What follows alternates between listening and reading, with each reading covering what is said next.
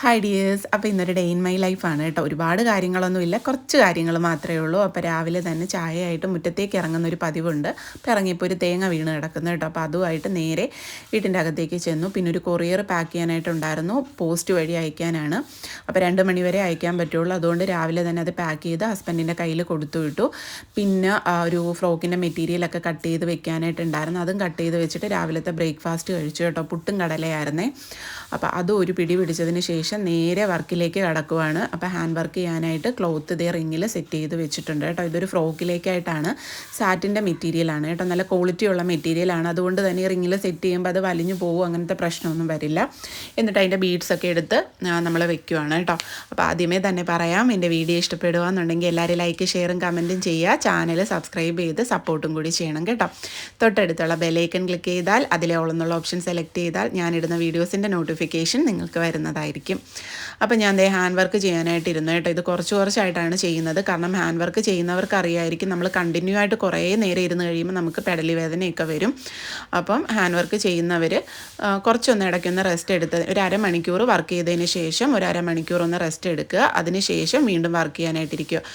Minimum ഒരു 15 മിനിറ്റെങ്കിലും rest എടുക്കണം കേട്ടോ. ഇല്ലെങ്കിൽ നമുക്ക് ഭാവിയിൽ നമ്മുടെ കഴുത്തിന് തേയ്മാനോ അതുപോലെ നടുവേദന അങ്ങനെയുള്ള പ്രശ്നങ്ങളൊക്കെ വരും കേട്ടോ. അപ്പോൾ നമ്മുടെ ആരോഗ്യം കൂടി ശ്രദ്ധിക്കണമല്ലോ.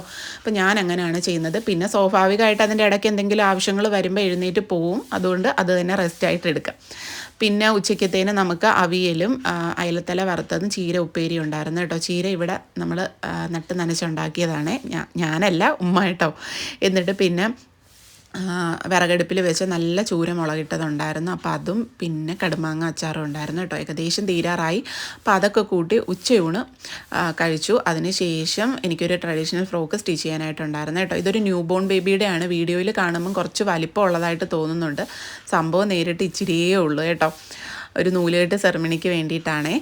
അപ്പം നമ്മൾ ഫ്രോക്കൊക്കെ സ്റ്റിച്ച് ചെയ്തു. അതിലേക്കായിട്ടുള്ള ഫ്ലവർ ഉണ്ടായിരുന്നു. അപ്പോൾ അതും ഒന്ന് സ്റ്റിച്ച് ചെയ്തെടുക്കുന്നുണ്ട് കേട്ടോ. ഇതൊക്കെ ഞാൻ കുറച്ച് സ്പീഡായിട്ടാണ് കാണിക്കുന്നത്, കാരണം വീഡിയോ ഒരുപാട് ലെങ്തായി പോവും.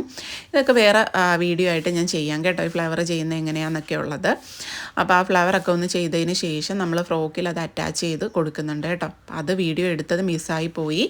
അപ്പോൾ അത് വെച്ചതിന് ശേഷം അതും ഒന്ന് പാക്ക് ചെയ്ത് വെച്ചിട്ടുണ്ട്, നാളെ അയക്കാനുള്ളതാണ്. അപ്പോഴത്തേനും ഒരു 5 മണിയൊക്കെ ആയിട്ടുണ്ടായിരുന്നു. അപ്പോൾ നല്ല ഇലയപ്പം ഉണ്ടായിരുന്നു കേട്ടോ, ശർക്കരയൊക്കെ വെച്ചിട്ടുള്ള. അപ്പോൾ ഇലയപ്പമൊക്കെ എല്ലാവരുമായിട്ടിരുന്ന് കഴിച്ചു. പിന്നെ മെറ്റീരിയൽ എടുക്കാൻ പോകണമായിരുന്നു, നല്ല ലേറ്റായിരുന്നു കേട്ടോ പോയപ്പോൾ.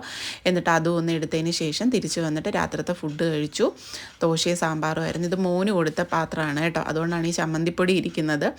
അതും സാമ്പാറും ദോശയൊക്കെ ആയിട്ട് കഴിച്ചു. പിന്നെ കട്ടൻ കാപ്പി ഉണ്ടായിരുന്നു. അപ്പോൾ ഇന്നത്തെ വിശേഷം അത്രയേ ഉള്ളൂ.